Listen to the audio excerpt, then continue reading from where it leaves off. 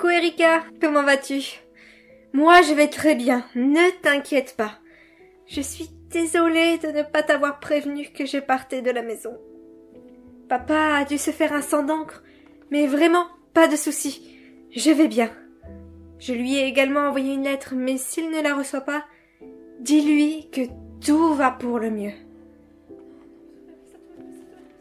Pour tout avouer, ça m'a fait un peu peur de tout abandonner d'un coup derrière moi. Le boulot, la maison, la famille. Mais je n'en pouvais vraiment plus. Tous ces non-dits sur maman, ces secrets sur sa vie et son départ, tous ces mystères qui l'entourent et dont papa refuse catégoriquement de me parler, ça me torturait trop l'esprit. Il fallait que je sache. J'espère que tu comprends. Je sais que tu es plutôt de son côté. Toi non plus, tu ne voulais pas me dire la vérité. Je ne t'en veux pas non plus. Vous avez forcément vos raisons. Mais je suis adulte maintenant. J'ai bientôt 20 ans. J'ai le droit de savoir pourquoi elle a disparu le jour de mes 10 ans.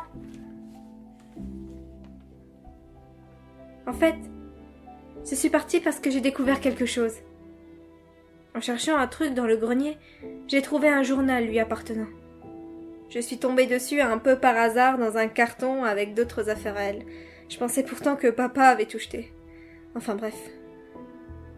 Ça ressemble à un carnet de voyage dans lequel elle marquait où elle s'était rendue et les rencontres qu'elle avait faites. Il y a aussi plein de dessins et d'annotations. C'est un très bel objet et il est très bien conservé. J'ai lu les premières pages et j'ai vraiment eu un déclic. C'est là que je me suis décidée. Si vous ne vouliez rien me dire, alors je découvrirai les choses par moi-même. Je n'imaginais pas maman être une aventurière, et je ne sais pas si j'ai vraiment ça dans le sang. Mais je sens au fond de moi que j'ai pris la bonne décision. Alors, sans rien dire à personne, j'ai préparé mon voyage. Puis je suis partie. Stop!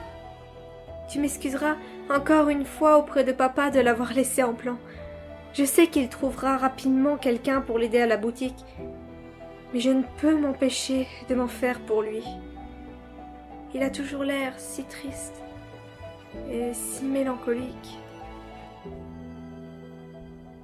Je sais que te demander ça est très égoïste, mais si tu pouvais aller un peu plus le voir pour qu'il ne se sente pas trop seul.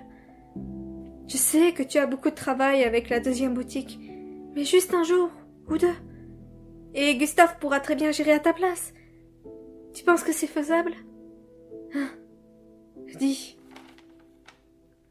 Si tu ne veux pas le faire pour moi, fais-le au moins pour lui. Pour le moment, je suis dans une petite ville dans le nord-ouest de l'Espagne, près du Portugal. Il y a la mer, le soleil, et j'arrive plutôt bien à me faire comprendre malgré mon espagnol un peu gauche. Une vieille dame très gentille a accepté de m'héberger le temps que j'aille voir les endroits où s'est rendue maman. C'est l'adresse au dos de l'enveloppe si tu veux me répondre. Et retransmets-la également à papa au cas où. Je vais rester là, je pense, un bon mois avant d'aller à ma prochaine destination.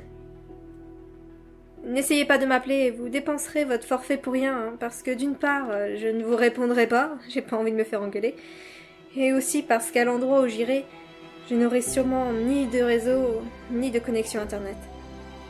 Maman aimait apparemment bien aller dans des lieux un peu reculés, loin de toute civilisation. Je ne sais pas de quoi sera fait ce voyage. Je ne sais même pas si j'apprendrai quoi que ce soit sur maman. Je suis sûre néanmoins d'une chose, et je sais que tu ne pourras pas dire le contraire. C'est que je ne serai plus la même en rentrant. Je vais voir et faire des choses par mes propres choix. Comme toi, il y a des années.